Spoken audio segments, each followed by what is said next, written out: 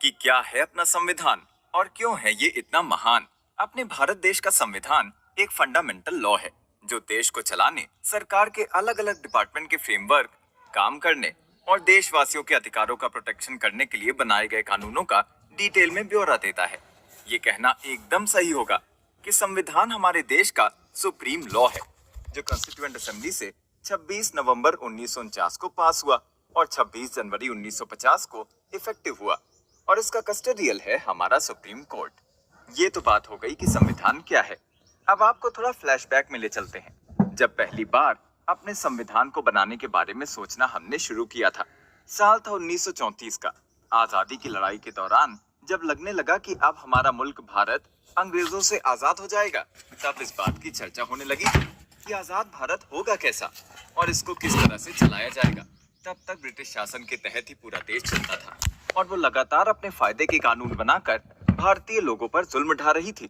लेकिन जैसे जैसे आजाद भारत का सपना पूरा होने की कगार पर आया, तब ये तय हो गया था कि भारत एक लोकतांत्रिक देश होगा। आजाद भारत में नई सरकार द्वारा देश के हर नागरिक को मौका देने की बात कही जाने लगी। इसके बाद ये तय करना था कि भारत में लोकतांत्रिक सरकार का गठन कैसे किया जाए और उसके कामकाज के नियम क्या हों। नतीजा ये हुआ कि साल 1934 में भारतीय राष्ट्रीय कांग्रेस ने संविधान सभा के गठन की मांग को अपने एजेंडे में शामिल किया। 1940 के दशक में जहां एक ओर भारत के लोग आजादी का ख्वाब पाल रहे थे, तो दूसरी ओर सेकेंड वर्ल्ड वॉर भी हो रहा था। उन दिनों में भारत आजादी के बेहद करीब था। ऐसे में सेकेंड वर्ल्ड वॉर के दौर में स्वतंत्र संविधान की मांग भी जोर पकड़ने लगी। इसका नतीजा ये हुआ कि साल 1946 के दिसंबर महीने में एक संविधान सभा का गठन किया गया। इसकी पहली मीटिंग 9 दिसंबर 1946 को हुई और फिर 14 अगस्त 1947 को विभाजित भारत के संविधान सभा के रूप में फिर से इसकी बैठक हुई। भारत में कई कम्युनिटी के लोग हमेशा से रहते हैं। उनकी ना तो भाषा एक है, ना धर्म और ना ही एक जैसी संस्कृति ही रही है। ऐसे में संविधान सभा में मौजूद लोगों पर एक बड़ी जिम्मेदारी थी। वैसे भी उस वक्त देश में कई तरह के बड़े बदलाव देखने को मिल रहे थे। इंडिया और पाकिस्तान दो अलग देश बन चुके थे। इसके बावजूद संविधान सभा के सदस्यों ने राष्ट्रीय एकता को बनाए रखते हुए दिसंबर 1946 से नवंबर 1949 के बीच संविधान सभा ने स्वतंत्र भारत के लिए नए संविधान का एक मॉडल तैयार कर डाला। इसके बाद भारत की संविधान सभा ने 26 नवंबर 1949 को भारत के संविधान को अपनाया, जो 26 जनवरी 1950 से लागू हुआ। डॉक्टर अंबेडकर को संविधान सभा की ड्राफ्टिंग सभा का अध्यक्ष होने के नाते संविधान निर्माता होने का श्रेय दिया जाता है। लेकिन हमारे संविधान को अपने हाथों से एक शख्स ने लिखा था। देश का संविधान ना तो टाइप किया गया था और ना ही प्रिंट किया गया था, बल्कि इसको हाथों से लिखा गया था।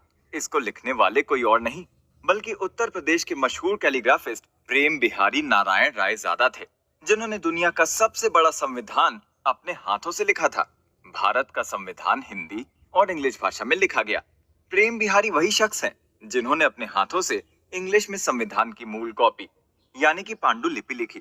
अब आपके दिमाग में ये सवाल उठ सकता है कि इसको लिखने में कितने दिन लगे होंगे। इस काम में उन्हें 6 महीने, 303 निब और 254 बोतल स्याही लगी थी। तब जाकर संविधान लिखा जा सका। उस टाइम संविधान में 395 आर्टिकल, 8 शेड्यूल और एक प्रस्तावना थी। दोस्तों, सबसे अहम और जरूरी बात ये थी कि प्रेम बिहारी नारायण रायजादा ने इसे लिखने में कोई गलती नहीं की थी। वहीं इसकी हिंदी कॉपी वसंत कृष्ण वैद्य ने लिखी थी।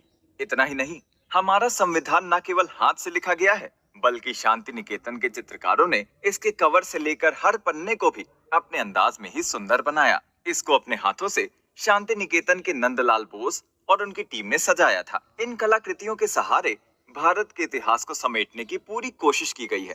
नंदलाल बोस वही शख्स हैं जिन्होंने भारत रत्न और पद्मश्री को डिजाइन किया।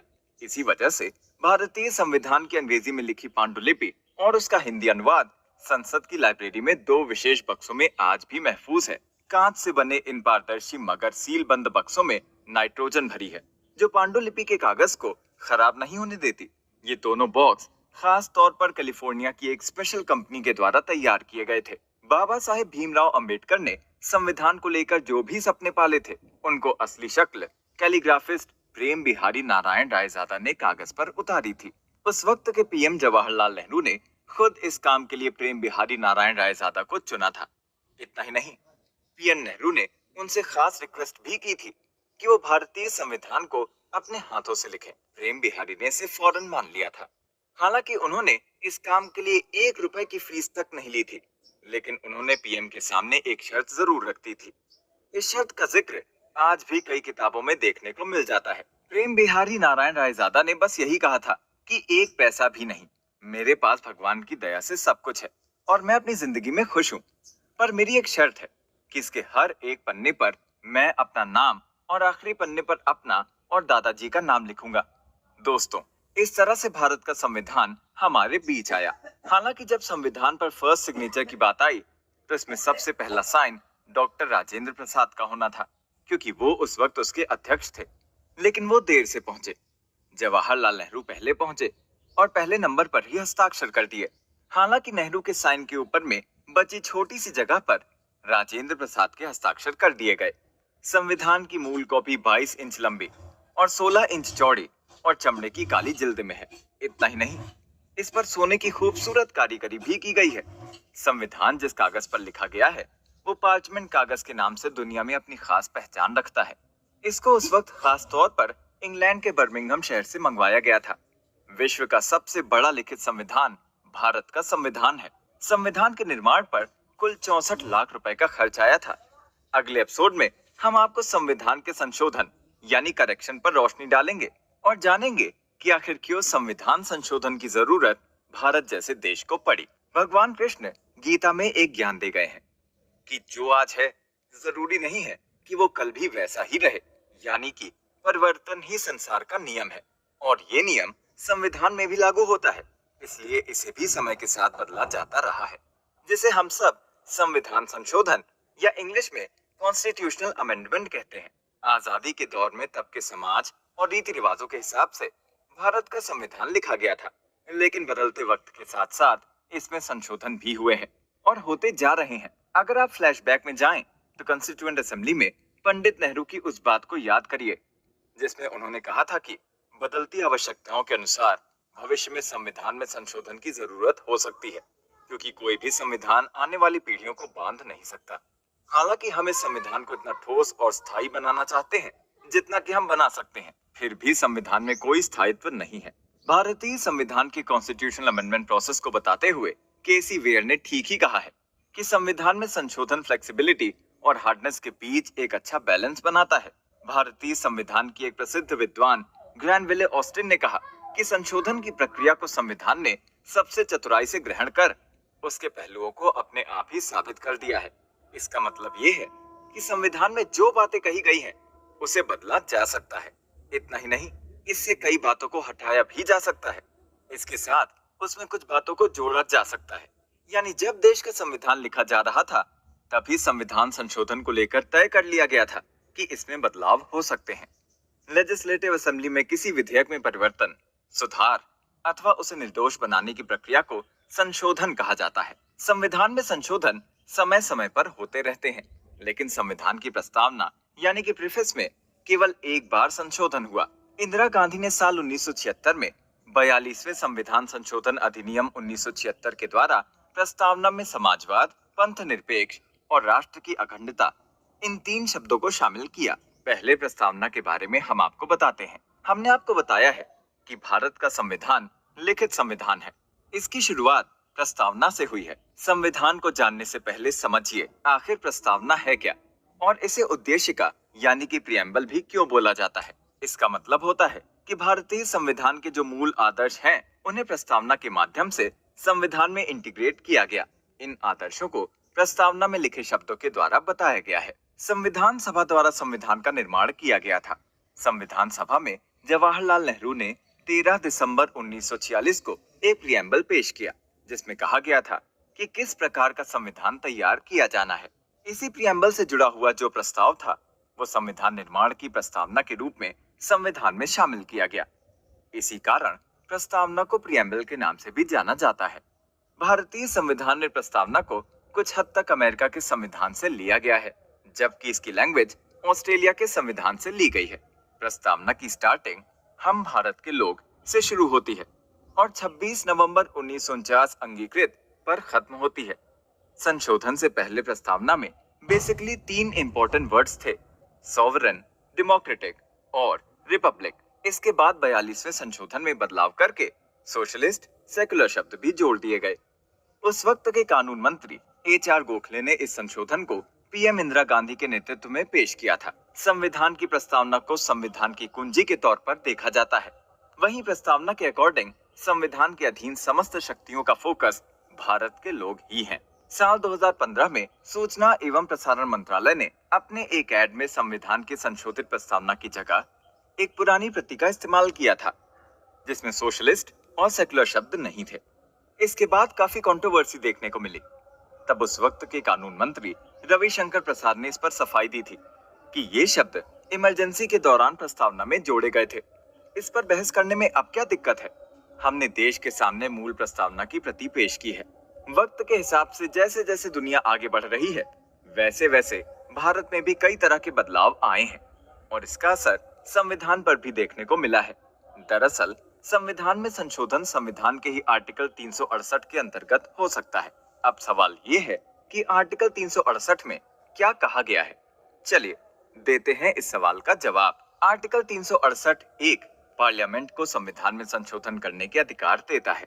आर्टिकल ये कहता है कि पार्लियामेंट अपनी कॉन्स्टिट्यूशनल पावर और मेजॉरिटी सदस्यों के अप्रूवल से संविधान के किसी प्रोविजन में एडिशन, चेंज या कानून रद्द करने के लिए इस आर्टिकल में लिखे प्रोसेस के हिसाब से संशोधन कर सकेगी। इसी आर्टिकल 368 के खंड 2 में कहा गया है कि संविधान के प्रत्येक संशोधन बिल संसद के प्रत्येक सदन की कुल सदस्य संख्या के मेजॉरिटी द्वारा तथा उस सदन के उपस्थित और मत देने वाले सदस्यों के कम से कम 2/3 मेजॉरिटी द्वारा पारित किया जाएगा। लेकिन यदि संशोधन का आर्टिकल 54 से 55, 73, 162 या 241 में खा या आर्टिकल 73, 162 में ग, आर्टिकल 124 से 147, 214, 231, 241 ग, आर्टिकल 13 की कोई बात आर्टिकल 368 के अधीन किए गए संशोधन में लागू नहीं होगी। इस तरह से देखा जाए तो कई पार्ट में इसको डिवाइड किया गया है। इसमें पहला है सिंपल मेजॉरिटी। सिंपल मेजॉरिटी में आर्टिकल 4, 169 और 293 ए आते हैं। इसमें संशोधन के लिए पार्लियामेंट की सिंपल मेजॉरिटी काफी है। इन आर्टिकल्स को आर्टिकल 368 से अलग रखा गया है क्योंकि ये सब्जेक्ट कोई स्पेसिफिक कॉन्स्टिट्यूशनल इंपॉर्टेंस के नहीं है। दूसरा है स्पेशल मेजॉरिटी। इसमें संविधान के अन्य सभी प्रोविजंस आते हैं जो नंबर 1 और 3 में इंक्लूडेड नहीं है। इन प्रोविजंस के संशोधन के लिए केवल पार्लियामेंट की स्पेशल मेजॉरिटी जरूरी होती है।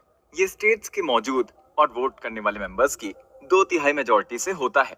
वहीं थर्ड पार्ट में स्पेशल मेजॉरिटी और स्टेट्स द्वारा अप्रूवल, इस कैटेगरी में वो प्रोविजंस आते हैं जो फेडरल स्ट्रक्चर से रिलेटेड है।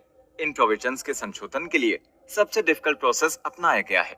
इसमें संशोधन के लिए पार्लियामेंट के प्रत्येक सदन के 2/3 सदस्यों की मेजॉरिटी और कम से कम 50% स्टेट्स के लेजिस्लेचर्स का अप्रूवल भी आवश्यक है।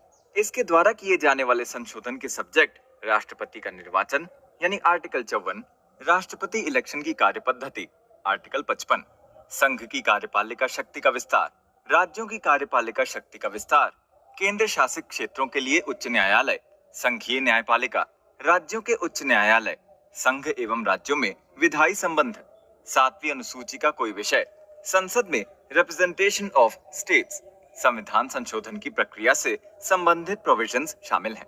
26 नवंबर 1949 में इसे अपनाने के बाद संविधान में लगभग 103 बार संशोधन किया गया है। संसद में अब तक पेश किए गए संशोधन विधेयकों की कुल संख्या 126 है। ये हम आपको अक्टूबर 2022 तक के आंकड़े के हिसाब से बता रहे हैं। अगले एपिसोड में हम संविधान में किए गए संशोधनों पर और डिटेल में बात करेंगे। 26 जनवरी 1950 के दिन कंस्टिट्यूएंट असेंबली के मेंबर्स ने नए संविधान पर अपने सिग्नेचर के साथ भारत के संविधान पर अपनी मुहर लगा दी। इस तरह से भारत एक गणराज्य बन गया। लेकिन इसी संविधान को लेकर उस वक्त बहस देखने को मिली जब महज 1 साल के बाद इसमें संशोधन करने पड़ गए। ये भी दिलचस्प स्टोरी है कि जिन्होंने इस संविधान को बनाया, जो इसकी स्वतंत्रता की वकालत करते थे, जिन्होंने उस संविधान पर अपनी रजामंदी दी थी, उन्होंने ही इसे ये कहकर संशोधित कर दिया कि इसमें लोगों को ज्यादा स्वतंत्रता दे दी गई है। अब ये सवाल उठ सकता है कि आखिर ऐसा क्या हुआ कि 26 जनवरी 1950 के 15 महीनों के बाद ही संविधान निर्माताओं को इसमें बदलाव करने पर मजबूर होना पड़ गया। दरअसल उस वक्त देश में कांग्रेस पार्टी का बोलबाला था। और सरकार में उनका अच्छा खासा दखल हुआ करता था। इसका नतीजा ये हुआ कि जिन लोगों ने जिस संविधान को 1950 में मान्यता दी थी, जून 1951 में संविधान में हुए पहले संशोधन में वही लोग आगे रहे। इस दौरान पहले संशोधन का संसद के अंदर और बाहर भारी विरोध हुआ। इस संशोधन ने कुछ नागरिक स्वतंत्रताओं और प्रॉपर्टी के अधिकारों को लिमिटेड कर दिया और कानूनों की एक विशेष अनुसूची तैयार की गई जो कोर्ट और जुडिशरी के दायरे से बाहर थी। संविधान निर्माता चाहते थे कि इसमें संशोधन आसान तरीके से हो। उनका मानना था कि इसे जरूरत के मुताबिक बदला जा सके। ये सच है कि संविधान में मौजूद इस लचीलेपन की वजह से कई चीजों की आजादी मिली है। इतना ही नहीं, देश के कमजोर लोगों को इस संविधान ने जागरूक और सशक्त बनाया। हालांकि इससे भी इनकार नहीं किया जा सकता है कि आपातकाल में लागू प्रोविजंस का दौर भी इसी देश ने देखा है। इस पूरे घटनाक्रम पर त्रिपुर दमन सिंह की बुक वो 16 दिन, नेहरू, मुखर्जी और संविधान का पहला संशोधन पर डिटेल में रोशनी डाली गई है। मीडिया रिपोर्ट्स यहाँ तक कहती हैं कि पीएम नेहरू के लिए संविधान संशोधन राजनीतिक एजेंडा सिद्ध करने का आसान विकल्प था। 16 मई 1951 की बात है।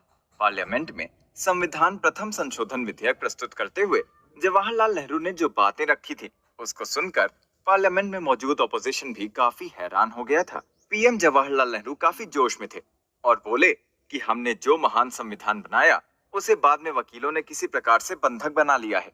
ये तर्क देते हुए कि मूल अधिकार सरकार के सोशल रिफॉर्म एजेंडे में बैरियर बन गए। उन्होंने बोलने की स्वतंत्रता, भेदभाव से स्वतंत्रता और संपत्ति के अधिकार में भारी कटौती का प्रस्ताव रखा।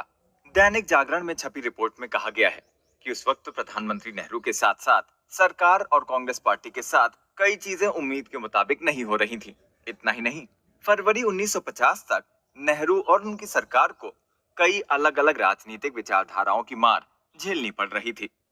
उस वक्त क्रॉस रोड्स नाम का एक वीकली न्यूज़पेपर निकलता था।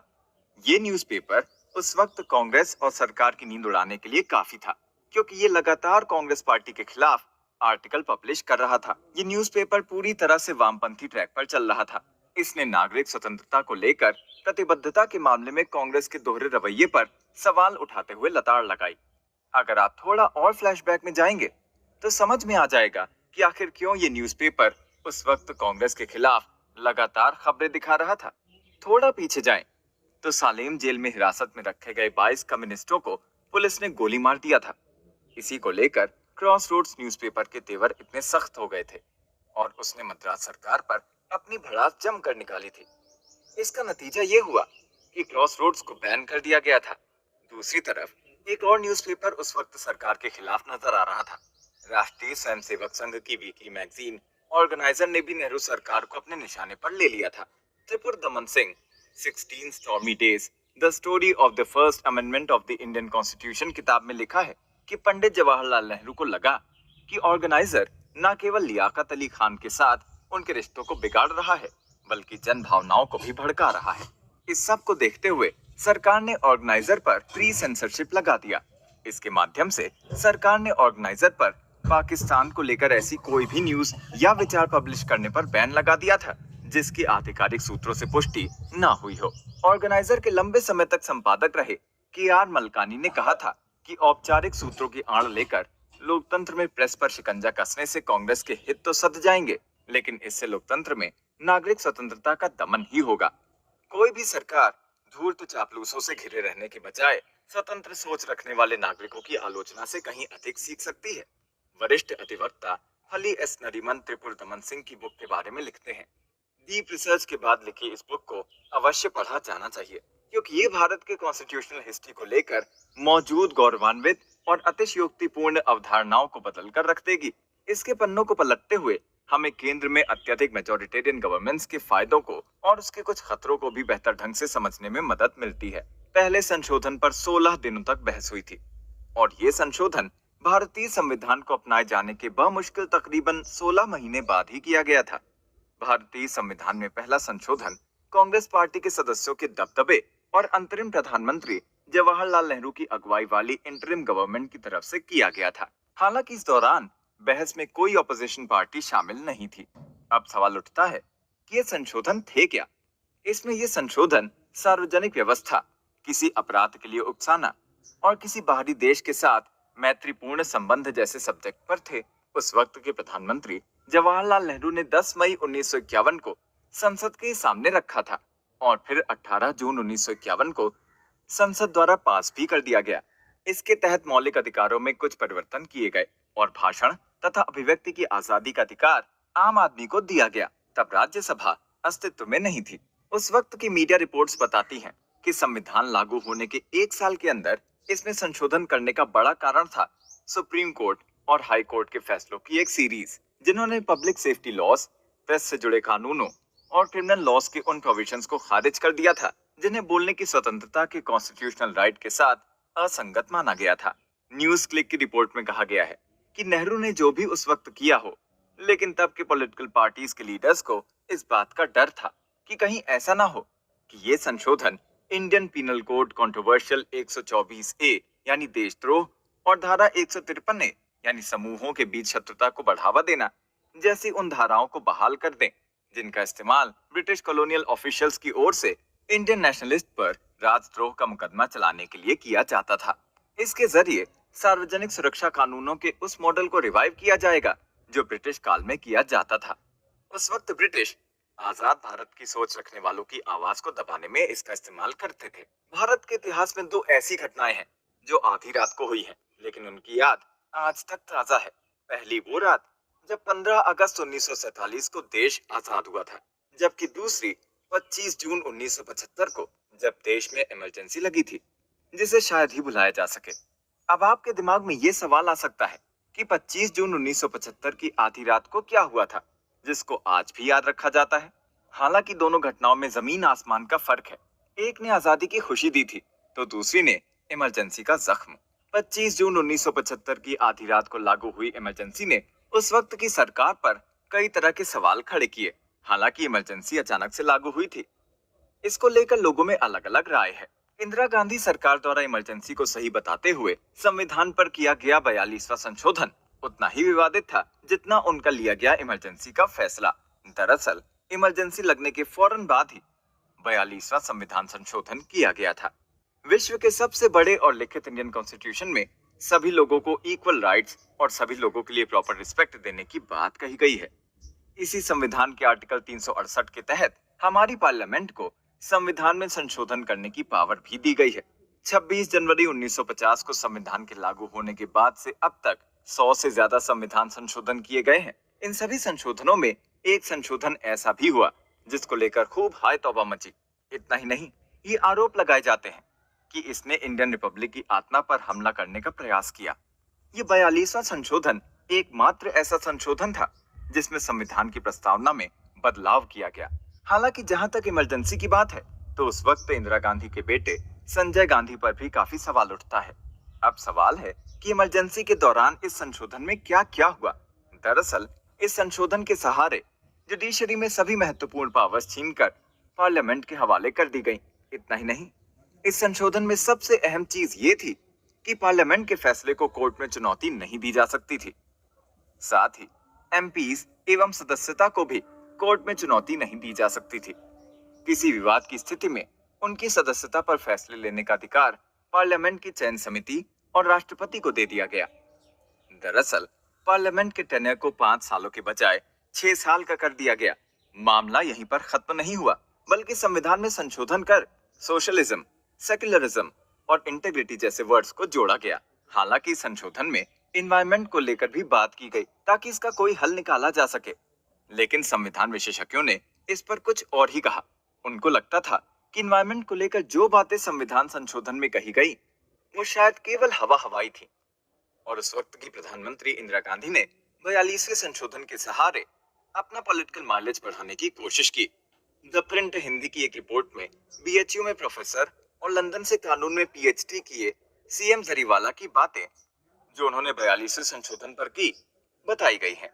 सीएम जरीवाला ने एनवायरनमेंट को लेकर कहा था कि भारतीय संविधान विश्व का पहला संविधान है जिसने एनवायरनमेंट की सेफ्टी के लिए रूल्स बनाए। संविधान में 42वें संशोधन से पहली बार कुछ स्पेशल प्रोविजंस जोड़े गए जिससे एनवायरनमेंट की रक्षा की जा सके। उन्होंने कहा, भारत अभी विकसित हो रहा है और उसके साथ एनवायरनमेंट की वेस्टर्न कंट्रीज जैसी प्रॉब्लम नहीं है। ऐसे में सिचुएशन खराब हो उससे पहले ही डेवलपिंग कंट्रीज को सर्कमस्टांसेस को समझते हुए वेस्टर्न कंट्री से सबक लेना चाहिए। अगर साल 1971 के चुनाव की बात करें तो इंदिरा गांधी ने सरकारी तंत्रों का पूरी तरह से गलत इस्तेमाल किया था। इसका जिक्र खुद इलाहाबाद हाई कोर्ट ने भी किया है और कोर्ट ने इंदिरा गांधी पर सरकारी तंत्रों के दुरुपयोग के लगे आरोप को सही ठहराते हुए उन्हें अयोग्य घोषित कर दिया था। वहीं इंदिरा गांधी प्रधानमंत्री की पोस्ट गंवाना नहीं चाहती थी। ऐसे में उन्होंने बड़ा दांव चलते हुए 42वां संविधान संशोधन कर जुडिशरी से सारी पावर्स छीन ली। इमरजेंसी को लेकर इंदिरा गांधी को कुछ गलतफहमी हो गई थी। ऐसा इसलिए कहा जाता है कि उस वक्त इंटेलिजेंस ब्यूरो के अधिकारियों ने इंदिरा गांधी को ये बताया था कि अगर वो अभी इलेक्शन करा लेती हैं तो उनकी जीत तय है, क्योंकि देश की हवा उनके पक्ष में है। इसके अलावा इंटेलिजेंस ब्यूरो के अधिकारियों ने इंदिरा गांधी को ये भी भरोसा दिलाया था कि इमरजेंसी से आम जनता खुश है। ऐसे में इंदिरा गांधी को लगा कि ये इलेक्शन कराने का सही वक्त है। इस वजह से इमरजेंसी के 18 महीने बाद इलेक्शन करवा लिए। लेकिन इंदिरा गांधी का ये दाव उल्टा पड़ गया और उन्हें करारी शिकस्त झेलनी पड़ी। 1977 में मोरारजी देसाई के नेतृत्व में पहली बार गैर कांग्रेसी सरकार बनी। जनता पार्टी की सरकार ने आते ही संविधान को सुधारने की पहल की। इतना ही नहीं, जनता पार्टी ने सबसे पहले 43वां संशोधन के जरिए सुप्रीम और हाई कोर्ट्स को उनके राइट्स वापस दिए। 1977 में सत्ता में आने के बाद उस वक्त जनता पार्टी की सरकार ने इस संशोधन के कई प्रावधानों को 44वें संविधान संशोधन के जरिए रद्द कर दिया। इतना ही नहीं, सांसदों को मिलने वाली पावर तक को बख्शा नहीं गया। हालांकि उस वक्त सरकार ने संविधान की प्रस्तावना में हुए बदलाव से कोई छेड़छाड़ नहीं किया। आज भी सेक्युलर शब्द को लेकर राजनीतिक दलों में जमकर बहस देखने को मिलती है। इतना ही नहीं, चुनाव में इसे खूब उछाला भी जाता है और वोट बैंक के नाम पर खेल भी खेला जाता है। इस तरह से देखा जाए तो संविधान को फिर से पुराने फॉर्मेट में लाने का क्रेडिट जनता पार्टी को ही जाता है। 42वें संविधान संशोधन में कुल 59 प्रोविजंस किए गए थे, इसलिए इसे मिनी कॉन्स्टिट्यूशन भी कहा जाता है। इस एपिसोड में इतना ही। अगले एपिसोड में कुछ और संविधान संशोधन पर बात करेंगे। देश में रिजर्वेशन को लेकर बवाल हमेशा से मचा रहता है। कुछ इनसे खुश हैं और कुछ निराश। सेंट्रल गवर्नमेंट ने साल 2019 में संविधान संशोधन के जरिए गरीबी रेखा से नीचे जीवन यापन करने वाले अपर कास्ट के लिए 10% रिजर्वेशन देने का फैसला किया था। लेकिन उस वक्त कुछ लोगों को गवर्नमेंट की ये सोच रास नहीं आई थी। इस वजह से गवर्नमेंट के इस फैसले को लेकर जमकर बवाल मचा। इतना ही नहीं, मामला इतना ज्यादा आगे बढ़ गया था कि कोर्ट में इसको चुनौती तक दे डाली गई। लेकिन अब 7 नवंबर 2022 को सुप्रीम कोर्ट ने इस पर बड़ा फैसला दिया। साल 2019 में किए गए इस संविधान संशोधन से जुड़ी हुई करीब 40 पिटीशन सुप्रीम कोर्ट में दाखिल की गई। इस संविधान संशोधन को कोर्ट में चुनौती दी गई और 7 नवंबर 2022 को इस संबंध में सुप्रीम कोर्ट ने अपना फैसला सुनाया। हम 2019 में हुए संविधान संशोधन के बारे में बताने जा रहे हैं कि आखिर क्या है 10% रिजर्वेशन का मामला और कोर्ट में चली सुनवाई के दौरान क्या क्या हुआ। हम आपको इस एपिसोड में ये सब डिटेल में बताने जा रहे हैं।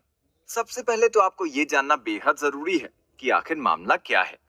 दरअसल बात साल 2019 की है, जब भारतीय संविधान में 103वां संशोधन किया गया। इसके तहत सरकार ने आरक्षण को लेकर बड़ा फैसला करते हुए शेड्यूल्ड कास्ट, शेड्यूल्ड ट्राइब्स और अदर बैकवर्ड क्लासेस को एजुकेशनल इंस्टीट्यूशंस और गवर्नमेंट जॉब्स में 50% रिजर्वेशन जो मिला है, उन्हीं के साथ संविधान संशोधन के तहत extra 10% reservation financial backward classes को दिया गया। अगर आपको और सिंपल लैंग्वेज में बताएं तो भारतीय संविधान में 103वां संशोधन साल 2019 में सरकार ने आर्टिकल 15 खंड 6 और 16 खंड 6 को जोड़ा है। इसमें यह बताया गया है कि बड़े स्कूल कॉलेजेस में backward classes, scheduled caste, scheduled tribes और गवर्नमेंट जॉब्स में भर्ती के दौरान गरीबी रेखा से नीचे जीवन यापन करने वाले जनरल कास्ट को भी 10% रिजर्वेशन दिया जाएगा। इसके पीछे सरकार का मकसद था कि आर्थिक रूप से पिछड़े लोगों को भी रिजर्वेशन का लाभ मिल सके। आर्थिक रूप से पिछड़े लोगों की पहचान उनकी जमीन और एनुअल इनकम के आधार पर होगी। Article 15 religion, race, caste, sex and place of birth के बेस पर किसी भी तरह के भेदभाव को रोकता है, जबकि आर्टिकल 16 के तहत सभी को एम्प्लॉयमेंट के लिए समान रूप से मौका देने की बात कही गई है। इसके अलावा गवर्नमेंट ने इसे और मजबूत करने के लिए कुछ बड़े कदम भी उठाए हैं। इसके तहत सरकार को इकोनॉमिकली पिछड़े लोगों के लिए रिजर्वेशन का लॉ बनाने की पावर दी गई, जिस तरह से SC, ST और OBC के लिए लॉ बनाए गए। रिटायर्ड मेजर जनरल SR सिंघो की अध्यक्षता में गठित एक आयोग की सिफारिश के आधार पर सरकार ने इकोनॉमिकली वीकर सेक्शंस यानी कि EWS रिजर्वेशन का लॉ बनाया। इस आयोग का गठन मार्च 2005 में केंद्र की उस वक्त की यूपीए सरकार ने किया था और आयोग ने जुलाई 2010 में सरकार को अपनी रिपोर्ट भी सौंपी थी। इसके बाद सिंघो आयोग ने सिफारिश की कि समय समय पर नोटिफाइड जनरल कैटेगरी के सभी गरीबी रेखा से नीचे यानी बीपीएल में रहने वाले परिवारों और वो परिवार जिनके सभी सोर्सेस से होने वाली फैमिली इनकम टैक्सेबल लिमिट से कम हो को इकोनॉमिकली बैकवर्ड क्लासेस यानी ईबीसी रूप में मार्क्ड किया जाना चाहिए। अब सवाल है कि ईडब्ल्यूएस रिजर्वेशन पर इतना बवाल क्यों मचा हुआ है और लोग क्यों इसके खिलाफ हो गए। दरअसल ईडब्ल्यूएस आरक्षण देने वाले संविधान संशोधन को चुनौती देने वाले लोगों की सोच अलग है। उनको लगता है कि ये एक तरह से कॉन्स्टिट्यूशन ऑफ सोशल जस्टिस की भावना पर हमला है। इतना ही नहीं, इसे संविधान के साथ धोखाधड़ी तक कह डाला गया। ईडब्ल्यूएस रिजर्वेशन को चैलेंज करने वालों को ये लगता है कि ये संविधान के अनुसार समान अवसर मिलने वाले नियम का उल्लंघन होगा। ईडब्ल्यूएस आरक्षण संविधान के मूल ढांचे का उल्लंघन करता है और मंडल आयोग के मामले में सुप्रीम कोर्ट द्वारा किए गए फैसले के अनुसार रिजर्वेशन की 50% की सीमा का उल्लंघन करता है। अटॉर्नी जनरल के वेणुगोपाल ने 4 मुद्दों का एक मसौदा तैयार किया। सुप्रीम कोर्ट ने 8 सितंबर को इनमें से 3 को सुनवाई के लिए लेने का फैसला किया। India.com की रिपोर्ट में कहा गया है कि क्या गवर्नमेंट को इकोनॉमिक बेस पर स्पेशल प्रोविजन करने और रिजर्वेशन देने की परमिशन देने वाले संविधान के 103वें संशोधन को संविधान की मूल भावना के साथ छेड़छाड़ कहा जा सकता है? क्या प्राइवेट अनएडेड इंस्टीट्यूशंस में एंट्री के संबंध में विशेष प्रावधान करने की अनुमति देकर संविधान की मूल भावना के साथ छेड़छाड़ किया गया है? क्या SEB यानी सामाजिक और शैक्षणिक रूप से पिछड़े वर्गों OBC, अनुसूचित जाति, अनुसूचित जनजाति को EWS आरक्षण के दायरे से बाहर रखकर संविधान की मूल भावना का उल्लंघन किया गया है? इस पर अटॉर्नी जनरल के वेणुगोपाल ने EWS रिजर्वेशन पर सरकार का पक्ष रखा और कहा कि ये किसी भी तरह से शेड्यूल्ड कास्ट, ट्राइब्स और अदर बैकवर्ड क्लासेस के अधिकारों का हनन नहीं है। आर्थिक रूप से पिछड़े लोगों को पहली बार रिजर्वेशन दिया गया है, वहीं SC, ST और OBC वर्गों को लंबे समय से रिजर्वेशन का लाभ दिया जा रहा है। इस मामले में देश की सबसे बड़ी अदालत सुप्रीम कोर्ट ने ऐतिहासिक फैसला सुनाया और बहुमत से आर्थिक रूप से कमजोर वर्गों के आरक्षण को लेकर हुए संविधान संशोधन को बरकरार रखा। चीफ जस्टिस यूयू ललित की अगुवाई वाली 5 जजों की बेंच ने बहुमत से EWS कोटे के पक्ष में फैसला सुनाया और कहा कि 103वां संशोधन वैध है। 5 सदस्यों वाली पीठ ने 3-2 से रिजर्वेशन के पक्ष में फैसला दिया। रिजर्वेशन के पक्ष में फैसला देने वालों में जस्टिस दिनेश माहेश्वरी के अलावा जस्टिस बेला एम त्रिवेदी और JB पारदीवाला शामिल हैं, जबकि मुख्य न्यायाधीश यूयू ललित और जस्टिस रविंद्र भट्ट ने आर्थिक रूप से पिछड़े लोगों को रिजर्वेशन दिए जाने के फैसले पर असहमति जताई। इंडिपेंडेंस के बाद से देश की सबसे बड़ी प्रॉब्लम रही है एजुकेशन। इलिटरेसी, क्राइम और सुपरस्टिशन को लेकर एक डेटा सामने आया है जिसमें दुनिया भर की पॉपुलेशन का लगभग 18% हिस्सा अकेले भारत में ही आता है। नेशनल सर्वे ऑफ इंडिया की एक रिपोर्ट की माने तो साल 2011 तक भारत की लिटरेसी दर 73% थी। उसके 10 सालों में ये लगभग 5% की बढ़ोतरी के साथ 2022 में 77.7% दर्ज की गई। ऐसे में भारत की सरकार आज भी एजुकेशन को लेकर ज्यादा अलर्ट रहती है। उसकी कोशिश है कि भारत का हर बच्चा अच्छी एजुकेशन हासिल कर सके। इसके लिए सरकार हर तरह की स्कीम चलाती रहती है। सरकार ने इसी के तहत संविधान संशोधन किया। दरअसल 6 से 14 साल की उम्र के हर एक बच्चे को फ्री और कंपल्सरी एजुकेशन का राइट देने के लिए संविधान का 86वां संशोधन किया गया। इसके तहत एजुकेशन के राइट को इफेक्टिव बनाया गया। इस संशोधन एक्ट द्वारा देश के 6 से 14 वर्ष तक के बच्चों के लिए कंपल्सरी और फ्री एजुकेशन को फंडामेंटल राइट्स के तौर पर रिकॉग्निशन देने संबंधी प्रोविजन किया गया। इसे आर्टिकल 21 का के अंतर्गत संविधान में जोड़ा गया है। इस एक्ट द्वारा संविधान के आर्टिकल 51 का में संशोधन किए जाने का प्रोविजन है। 2021 की एक रिपोर्ट के आंकड़ों के अनुसार आज देश में लिटरेसी 77.7% हो गई है। आज देश के 84.7% मेल तो 70.3% फीमेल एजुकेटेड हैं। देश में स्कूलों और हायर इंस्टीट्यूट्स ऑफ स्टडीज के नंबर से पता चलता है कि देश में शिक्षा पर कितना काम हुआ है। एजुकेशन को फंडामेंटल राइट बनाने वाले 86वें संविधान संशोधन को पार्लियामेंट ने साल 2002 में पारित किया। नए लॉस के तहत स्टेट गवर्नमेंट्स और लोकल बॉडीज के लिए अब ये अश्योर्ड करना कंपलसरी होगा कि हर बच्चा नजदीकी स्कूल में एजुकेशन हासिल करे। ये लॉ सीधे सीधे करीब उन 1 करोड़ बच्चों के लिए फायदेमंद होंगे जो इस टाइम स्कूल नहीं जा रहे हैं। उन बच्चों को जो बीच में स्कूल छोड़ चुके हैं या कभी किसी टीचिंग इंस्टीट्यूट में नहीं रहे, स्कूलों में दाखिला दिया जाएगा। उस वक्त जब देश में पूरी तरह से ये लागू हुआ, तब की सरकार में रहे एक ऑफिसर ने मीडिया को बताया था कि 14 साल के एज ग्रुप के बच्चे करीब 22 करोड़ हैं। अहम और जरूरी बात यह है कि इनमें से करीब 92 लाख बच्चे यानी 4 से 6% ऐसे बच्चे हैं जो स्कूल नहीं जाते हैं या फिर वो स्कूलों से बाहर हैं। देश में जब ये कानून लागू हुआ था, तब उसी वक्त स्कूल मैनेजमेंट कमेटी या फिर लोकल एडमिनिस्ट्रेशन 6 साल से ऊपर के बीच में स्कूल छोड़ने वाले या कभी स्कूल ना गए बच्चों की पहचान करने में लग गई थी। इतना ही नहीं, उनकी उम्र के हिसाब से उन्हें स्पेशलाइज्ड ट्रेनिंग देने के बाद क्लासरूम्स में एंट्री दी गई। इसके साथ ही इस लॉ से एजुकेशन हासिल करने का राइट हर बच्चे को मिलता है। इतना ही नहीं, प्राइवेट एजुकेशनल इंस्टीट्यूशंस को भी अपने यहाँ 25% सीटें कमजोर तबके के बच्चों के लिए रिजर्व करने के लिए इसमें कहा गया। वहीं फाइनेंस कमीशन ने इस अधिनियम को लागू करने के लिए स्टेट्स को 25,000 करोड़ रुपए की अमाउंट अवेलेबल कराई। अगर इस एक्ट की हिस्ट्री पर गौर करें तो सबसे पहले दिसंबर 2002 में आर्टिकल 21A पार्ट 3 के जरिए 86वां संविधान संशोधन बिल में 6 से 14 साल के सभी बच्चों को फ्री एंड कंपल्सरी एजुकेशन के राइट को फंडामेंटल राइट माना गया। इसके बाद अक्टूबर 2003 पैराग्राफ में डिस्क्राइब किया गया। इसके तहत कानून मसलन बच्चों के लिए free and compulsory education bill 2003 का पहला मसौदा तैयार कर अक्टूबर 2003 में इसे वेबसाइट पर डाला गया और आम लोगों से इस पर राय जानने की कोशिश की गई। वहीं साल 2004 मसौदे पर प्राप्त सुझावों के मद्देनजर मुफ्त और अनिवार्य शिक्षा विधेयक 2004 का नया फॉर्मेट तैयार कर वेबसाइट पर पोस्ट कर दिया गया। जून 2005 central education advisory board committee ने राइट टू एजुकेशन बिल का ड्राफ्ट तैयार किया और उसे ह्यूमन रिसोर्स डेवलपमेंट मिनिस्ट्री को सौंपा। ह्यूमन रिसोर्स डेवलपमेंट मिनिस्ट्री ने इसे नैक के पास भेजा, उस वक्त जिसकी अध्यक्ष सोनिया गांधी थी। नैक ने इस विधेयक को प्राइम मिनिस्टर के पास भेजा।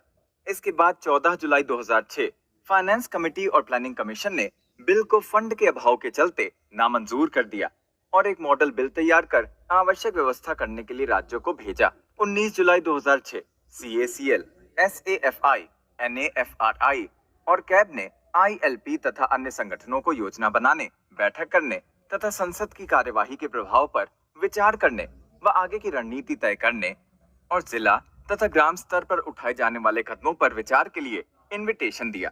ये बिल काफी अहम है क्योंकि इसके सहारे 6 से 14 साल के एज ग्रुप के बच्चों को जहां एक बेहतर और फ्री एजुकेशन मिलती है, वहीं इसी संशोधन में ये भी कहा गया है कि 6 से 14 साल के एज ग्रुप के किसी भी बच्चे को नौकरी में रखा नहीं जाएगा।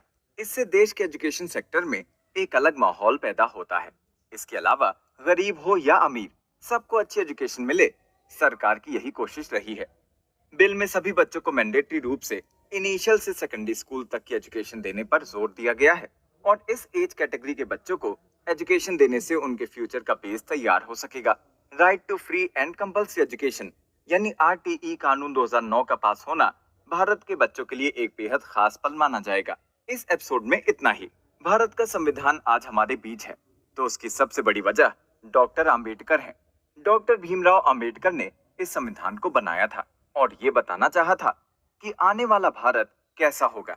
उन्होंने देश को एक राह दिखाई ताकि बुलंद भारत की बुलंद तस्वीर न सिर्फ भारत बल्कि पूरे विश्व के लोग देख सकें।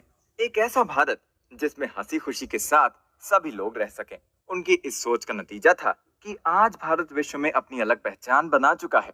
डॉक्टर भीमराव आम्बेडकर ने भारत को एक ऐसा संविधान दिया जिसने भारत के हर वर्ग के लोगों का खास ख्याल रखा। उन्होंने इस संविधान की खातिर अपना सब कुछ कुर्बान कर दिया। इतना ही नहीं, इसी संविधान को तैयार करने में इतने ज्यादा वो खो गए कि ना तो दिन को दिन ही समझा, ना रात को रात।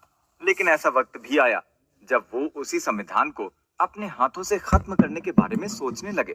आखिर ऐसी क्या वजह थी कि डॉक्टर भीमराव आम्बेडकर ने जिस संविधान को बनाने के लिए अपनी जिंदगी का इतना बड़ा हिस्सा लगा दिया, उन्हीं डॉक्टर आम्बेडकर ने एक दिन उसी संविधान को जलाने की बात की। इस एपिसोड में हम इस पूरी घटना को डिटेल में बताने जा रहे हैं। दरअसल डॉक्टर आम्बेडकर कहने लगे थे कि वो इसे जलाने वाले पहले शख्स होंगे, उन्हें इसकी जरूरत नहीं है। अब सवाल है कि आखिर इतनी नाराजगी किस बात की थी कि जिस संविधान को बनाया उसी को जलाने की वो बात करने लग गए थे। बात पुरानी है, जब देश खुली आजादी में सांस लेने लगा था। लेकिन संविधान को लेकर उस वक्त तमाम तरह की बातें होती थी। बात उन दिनों की है जब राज्यसभा सेशन चल रहा था। डॉक्टर भीमराव अंबेडकर ने 2 सितंबर 1953 को राज्यसभा में एक बयान दिया था। दोस्तों, यहाँ पर हम उनका बयान हूबहू पढ़ रहे हैं। डॉक्टर भीमराव अंबेडकर ने कहा कि छोटे समुदायों और छोटे लोगों को ये डर रहता है कि बहुसंख्यक यानी कि मेजॉरिटी उन्हें नुकसान पहुंचा सकती है और ब्रितानी संसद इस डर को दबाकर कम करती है। श्रीमान, मेरे मित्र मुझसे कहते हैं कि मैंने संविधान बनाया है, पर मैं ये कहने के लिए पूरी तरह तैयार हूँ कि इसे जलाने वाला मैं पहला व्यक्ति होऊंगा। मुझे इसकी जरूरत नहीं, ये किसी के लिए अच्छा नहीं है। पर फिर भी यदि हमारे लोग इसे लेकर आगे बढ़ना चाहें, तो हमें याद रखना होगा कि एक तरफ मेजॉरिटी है और एक तरफ माइनॉरिटी, और बहुसंख्यक ये नहीं कह सकते कि नहीं नहीं, हम अल्पसंख्यकों को इम्पोर्टेंस नहीं दे सकते क्योंकि इससे लोकतंत्र को नुकसान होगा। मुझे कहना चाहिए कि अल्पसंख्यकों को नुकसान पहुंचाना सबसे नुकसानदेह होगा। मेरा मानना यह है कि अगर हमारे संविधान में संशोधन किया जाए तो हमारे लोकतंत्र और लोकतांत्रिक संविधान को कोई नुकसान नहीं पहुंचेगा। इसके ठीक 2 साल बाद 19 मार्च 1955 को राज्यसभा सदस्य डॉक्टर अनूप सिंह ने डॉक्टर अंबेडकर के उसी बयान को राज्यसभा में उठाया। डॉक्टर भीमराव अंबेडकर राज्यसभा में मौजूद थे और डिबेट में हिस्सा लेने के लिए तैयार थे। तभी उनसे एक सवाल पूछा गया। उस वक्त किसी भी शख्स ने अंबेडकर से इस तरह के बयान की उम्मीद नहीं की थी। इसका नतीजा ये हुआ कि चारों तरफ खलबली मच गई और लोग सोच में पड़ गए। आखिर अंबेडकर ने ऐसा क्यों कहा? अनूप सिंह ने राज्यसभा में सवाल किया कि ऐसा उन्होंने क्यों कहा। नवभारत टाइम्स की छपी खबर की माने तो अंबेडकर ने कहा था कि वो पिछली बार इसका जवाब नहीं दे पाए थे क्योंकि वो जल्दबाजी में थे, लेकिन इस बार उनका जवाब था कि वो संविधान को जला देना चाहते हैं। उनका ये जवाब पूरी तरह से सोच समझकर दिया गया था। अब हम आपको बताते हैं कि अंबेडकर ने अपने बयान के पीछे क्या तर्क दिया था। डॉक्टर भीमराव अंबेडकर 19 मार्च 1955 को राज्यसभा में इसका जवाब देते हुए कहते हैं कि आपको उसका जवाब चाहिए, मैं अभी यही आपको जवाब दूंगा। मेरे मित्र ने कहा कि मैंने कहा था कि मैं संविधान को जलाना चाहता हूँ। पिछली बार मैंने जल्दी में इसका कारण नहीं बताया। अब जब मेरे मित्र ने मुझे मौका दिया है तो मुझे लगता है कि मुझे कारण बताना चाहिए। कारण ये है कि हमने भगवान के रहने के लिए एक मंदिर बनाया, पर इससे पहले कि भगवान उसमें आकर रहते, एक राक्षस आकर उसमें रहने लगा। अब उस मंदिर को तोड़ देने के अलावा चारा ही क्या है? हमने इसे असुरों के रहने के लिए तो नहीं बनाया था, हमने इसे देवताओं के लिए बनाया था। इसलिए मैंने कहा था कि मैं इसे जला देना चाहता हूँ। तब इस डिबेट में एक सांसद ने अंबेडकर के बयान पर कहा था कि मंदिर को नष्ट करने के बजाय दानव को खत्म करने की बात क्यों नहीं करनी चाहिए। इस पर अंबेडकर ने नबातुला बयान दिया था। अंबेडकर ने कहा, आप ऐसा नहीं कर सकते हैं, हम में इतनी ताकत ही नहीं है। अगर आप ब्राह्मण और शतपथ ब्राह्मण पढ़ेंगे तो आप पाएंगे कि असुरों ने देवों को हमेशा पराजित किया। उनके पास ही अमृत था जिसे युद्ध में जीवित रहने के लिए देवों को लेकर भागना पड़ा था। संविधान को आगे लेकर जाना है तो एक बात याद रखनी होगी, उन्हें समझना होगा कि बहुसंख्यक और अल्पसंख्यक दोनों हैं। अल्पसंख्यकों को नजरअंदाज नहीं किया जा सकता है। डॉक्टर अंबेडकर की नाराजगी की असली वजह थी संविधान की कई संशोधन। भारतीय संविधान को लेकर डॉक्टर अंबेडकर की अपनी अलग सोच थी। उनको लगता था कि संविधान कितना भी अच्छा क्यों ना हो, जब तक इसे सही से लागू नहीं किया जाएगा तब तक ये देश के लिए अच्छा साबित नहीं होगा। उस दौर में बहुत कम लोग पढ़े लिखे होते थे। अंबेडकर दलित परिवार में भले ही पैदा हुए हों, लेकिन उस जमाने में उनके जैसा पढ़ा लिखा दूर दूर तक नजर नहीं आता था। इकोनॉमिक्स में 2 डॉक्टरेट की डिग्री हासिल करने वाले अंबेडकर इंग्लैंड में रहने वाले सबसे ज्यादा एकेडमिकली क्वालिफाइड भारतीय थे। अंबेडकर की काबिलियत की वजह से उनको ड्राफ्टिंग कमेटी का चेयरमैन बनाया गया था और बाद में आजाद भारत को एक ऐसा संविधान उन्होंने दिया जिसकी चर्चा आज भी होती है। लेकिन मौजूदा वक्त में देश के राजनेता सिर्फ उनको अपने भाषणों में ही जगह देते हैं। लेकिन ये बेहद जरूरी है कि अंबेडकर के बताए हुए रास्ते पर चला जाए और उसे अपनी जिंदगी में उतारा भी जाए। हालांकि देश के मौजूदा प्रधानमंत्री नरेंद्र मोदी ने डॉक्टर अंबेडकर को लेकर अपनी सोच को पूरी तरह से स्पष्ट किया है और बताया था कि नवंबर 26 को संविधान दिवस के रूप में मनाने के पीछे उद्देश्य सिर्फ संविधान के प्रति जागरूकता फैलाना ही नहीं, बल्कि लोगों को डॉक्टर अंबेडकर के बारे में जागरूक करना भी है। पिछले कई एपिसोड्स में हमने संविधान को करीब से जानने की कोशिश की है। संविधान आखिर क्या है और इसमें संशोधन करने की जरूरत क्यों पड़ी, इसको लेकर भी हमने आपको बताया। संविधान में समय समय पर आवश्यकता होने पर संशोधन होना कोई नई बात नहीं है। हालांकि ऐसे कई मौके आए हैं जब संविधान संशोधन के दौरान सरकार और विपक्ष दोनों एक साथ नजर आए हैं। आज इस एपिसोड में हम संविधान में किए गए प्रमुख संशोधन पर एक नजर डालेंगे। संविधान का पहला संशोधन साल 1951 में किया गया। इसे कॉन्स्टिट्यूशन फर्स्ट अमेंडमेंट एक्ट 1951 के नाम से जाना जाता है। इसको पार्लियामेंट में उस वक्त के प्रधानमंत्री जवाहरलाल नेहरू द्वारा 10 मई 1951 को पेश किया गया, जिसे 18 जून 1951 को पार्लियामेंट में पास किया गया। संविधान के पहले संशोधन के तहत फंडामेंटल राइट्स में कुछ चेंज किए गए और स्पीच और एक्सप्रेशन की आजादी का अधिकार आम आदमी को दिया गया। इसी तरह राइट टू इक्वालिटी और जमींदारी उन्मूलन का कानून लाया गया ताकि आम आदमी को अधिक अपॉर्चुनिटीज मिल सकें। दूसरा संशोधन 1952 में किया गया। इसमें 1951 की जनगणना के आधार पर लोकसभा में रिप्रेजेंटेशन को रीअरेंज किया गया। तीसरा संशोधन 1954 में किया गया। इसमें 7वीं शेड्यूल को समवर्ती सूची की 33वीं एंट्री की जगह पर फूड, एनिमल्स के लिए fodder, raw cotton, jute etcetera को शामिल किया गया, जिसके प्रोडक्शन और सप्लाई को पब्लिक इंटरेस्ट में समझने पर सरकार उस पर कंट्रोल लगा सकती है। पांचवा संशोधन 1955 में किया गया। इस संशोधन में आर्टिकल 3 में बदलाव किया गया, जिसमें राष्ट्रपति को ये पावर दी गई कि वो स्टेट लेजिस्लेचर्स द्वारा अपनी अपनी territories, borders of states etcetera पर प्रभाव डालने वाली प्रस्तावित केंद्रीय विधियों के बारे में अपने विचार भेजने के लिए कोई समय सीमा निर्धारित कर सकते हैं। छठा संशोधन 1956 में किया गया था। इस संशोधन द्वारा यूनियन लिस्ट ऑफ 7 शेड्यूल में चेंज करके इंटरस्टेट सेल्स टैक्स के तहत कुछ आइटम्स पर केंद्र को कर लगाने का अधिकार दिया गया। देश का जो नक्शा आज की डेट में नजर आ रहा है वो संविधान के 7वें संशोधन की वजह से है। ये संशोधन भी 1956 में ही किया गया। फैजल अली के नेतृत्व वाले स्टेट रीऑर्गेनाइजेशन कमीशन ने भाषा के आधार पर प्रदेशों के गठन का रास्ता साफ किया। इस कमीशन के सिफारिश से पहले ही भाषा के आधार पर पहला राज्य आंध्र प्रदेश सामने आ गया था।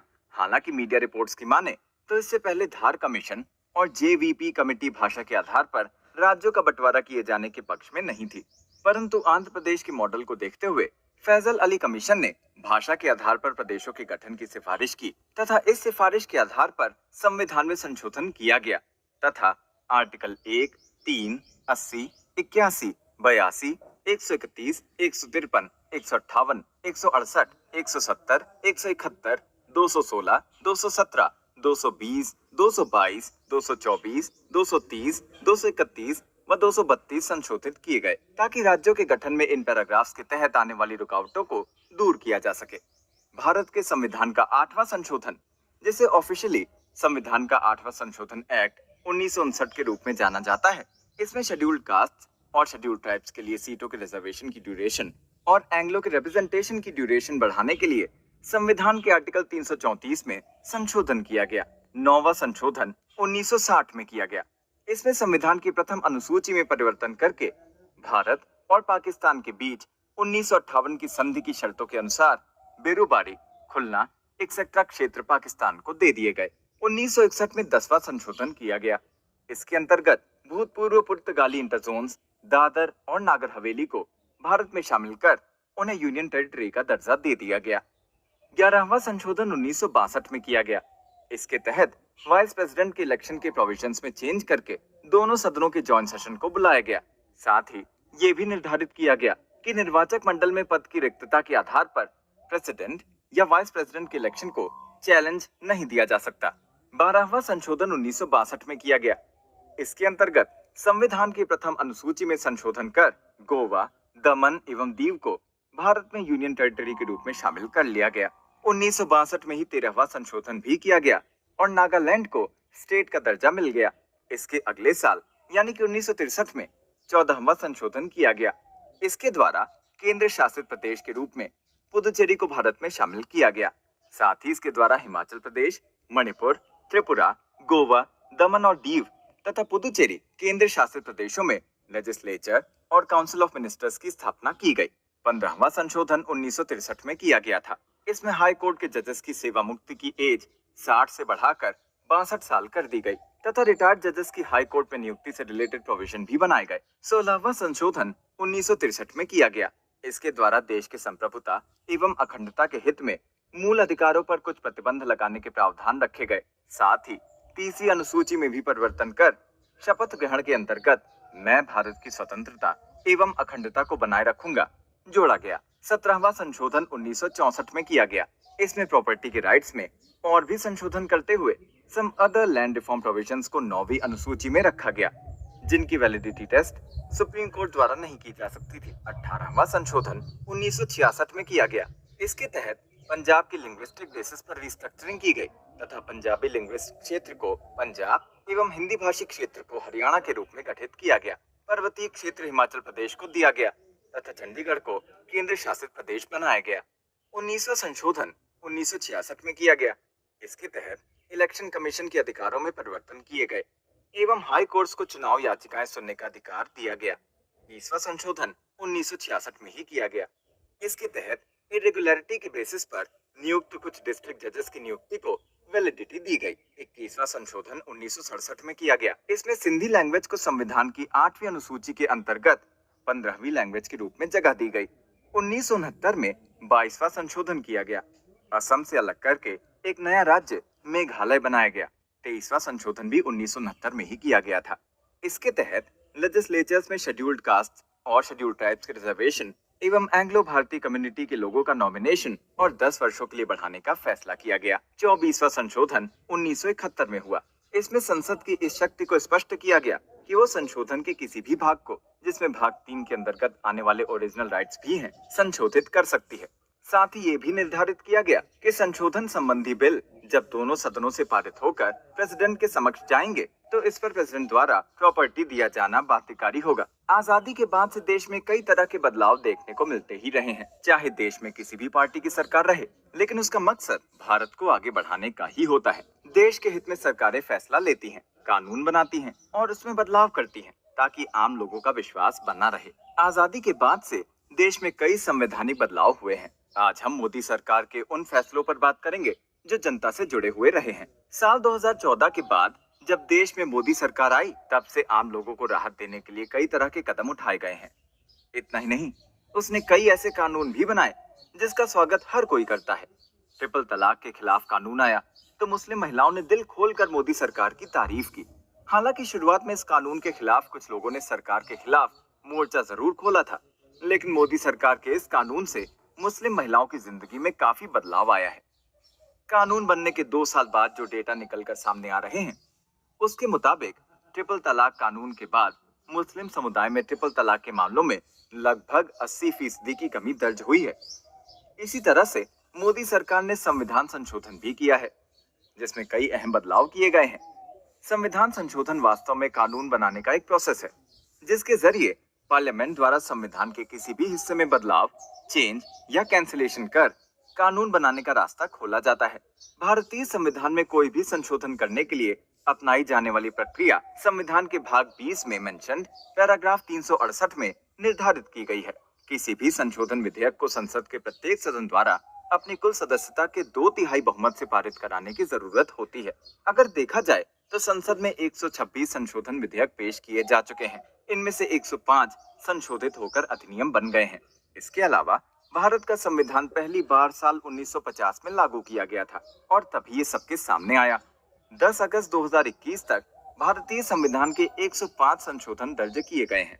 अगर देखा जाए तो संसद में 126 संशोधन विधेयक पेश किए जा चुके हैं, जिनमें से 105 संशोधित होकर एक्ट बन गए हैं। मोदी सरकार ने 99वां संशोधन किया। मोदी सरकार का ये संशोधन नेशनल जुडिशियल अपॉइंटमेंट कमीशन यानी NJAC के नाम से जाना जाता है। इसके तहत सेंट्रल गवर्नमेंट जजेस का सिलेक्शन स्वयं करने में केपेबल हो जाती है। हालांकि बाद में सुप्रीम कोर्ट ने इसे खारिज कर दिया था। नेशनल जुडिशियल अपॉइंटमेंट्स कमीशन के कार्यों को परिभाषित करने के लिए संवैधानिक संशोधन अधिनियम के साथ साथ national judicial appointments commission act 2014 भी भारत की पार्लियामेंट द्वारा पारित किया गया था। 31 दिसंबर 2014 को भारत के उस वक्त के राष्ट्रपति प्रणब मुखर्जी ने इस बिल को मंजूरी दे दी। हालांकि इसके बाद मामला कोर्ट जा पहुंचा। इसका नतीजा ये हुआ कि सुप्रीम कोर्ट के एडवोकेट्स के साथ कई व्यक्तियों और निकायों द्वारा दायर याचिकाओं पर सुनवाई के बाद सुप्रीम कोर्ट की संविधान पीठ ने 4:1 मेजोरिटी के साथ इस संविधान संशोधन कानून को रद्द कर दिया। जनसत्ता.com में छपी खबर के अनुसार शीर्ष कोर्ट ने अपनी टिप्पणी में कहा है कि हाई कोर्ट और हाई कोर्ट के जजों की नियुक्ति की प्रणाली 99वें संविधान संशोधन से पहले से ही संविधान में मौजूद है। तो वहीं हाई कोर्ट ने NJAC को लाने के लिए 99वें संवैधानिक संशोधन को असंवैधानिक एवं निरस्त घोषित किया। एससी ने हायर जुडिशरी में जजों के अपॉइंटमेंट के 2 दशक से ज्यादा पुराने कॉलेजियम सिस्टम को खत्म करके उसकी जगह संविधान में 99वां संशोधन करके एनजेएसी को शामिल किया गया था। इसकी वैलिडिटी को चुनौती देती पिटीशन पर सुप्रीम कोर्ट की कॉन्स्टिट्यूशनल बेंच ने ये फैसला सुनाया। सुप्रीम कोर्ट के इस फैसले से ये साफ हो गया कि जजों की नियुक्ति अब कॉलेजियम सिस्टम से ही होगी। एनजेएसी अगर लागू होता तो इसमें जजों के अपॉइंटमेंट में गवर्नमेंट भी अपना रोल निभाती नजर आती। एनजेएसी में चीफ जस्टिस, सुप्रीम कोर्ट के 2 सीनियर मोस्ट जजेस, केंद्रीय कानून मंत्री के अलावा 2 जानकार लोगों को भी शामिल करने का प्रावधान है। वहीं पुराने कॉलेजियम सिस्टम में 5 जजों का पैनल ये अपॉइंटमेंट करता था। कोर्ट के ताजा फैसले के बाद कॉलेजियम सिस्टम फिर से लागू कर दिया गया है। इसके बाद मोदी सरकार ने बांग्लादेश को लेकर भी बड़ा कदम उठाया। दरअसल संविधान का 100वां संशोधन इसी को लेकर किया गया। इसके तहत 1 अगस्त 2015 को भारत और बांग्लादेश के बीच हुई लैंड बाउंड्री ट्रीटी के लिए 100वां संशोधन किया गया। इस संशोधन में दोनों देशों ने आपसी सहमति से कुछ का आदान प्रदान किया। समझौते के तहत बांग्लादेश से भारत में शामिल लोगों को भारतीय नागरिकता भी दी गई। एक देश एक कानून को सफल बनाने के लिए भारत में जीएसटी यानी गुड्स एंड सर्विसेज टैक्स को लागू किया गया था। Goods and services tax Modi सरकार ने लागू किया था। 2016 में संविधान संशोधन से जीएसटी लागू हुआ। जीएसटी के बैकग्राउंड को देखना है तो ये 2003 के एक कानून में देखी जा सकती है, जिसके तहत 2004 में टास्क फोर्स बनाया गया था। इसके बाद जीएसटी को लेकर काम किया गया और डिस्कशन पेपर नवंबर 2009 में जारी किया गया। फाइनेंस मिनिस्ट्री की स्टैंडिंग कमेटी ने 73वें रिपोर्ट से 2011 के अमेंडमेंट बिल के बारे में रोशनी डालनी शुरू की। उसके बाद राज्यसभा और फिर लोकसभा में अगस्त 2016 में 122वां संविधान संशोधन पारित हुआ, जिसे राष्ट्रपति ने संविधान का 101वां संशोधन अधिनियम 2016 के तौर पर मंजूरी दे दी। उसके बाद 2017 से पूरे देश में जीएसटी की टैक्स व्यवस्था को लागू कर दिया गया। संविधान को लेकर आपको हमारी ये पेशकश कैसी लगी, हमें कमेंट्स में जरूर बताइएगा। हम इसमें सब कुछ बताने का दावा तो नहीं करते, लेकिन हमने कुछ सबसे इम्पोर्टेंट संविधान संशोधनों को आपके सामने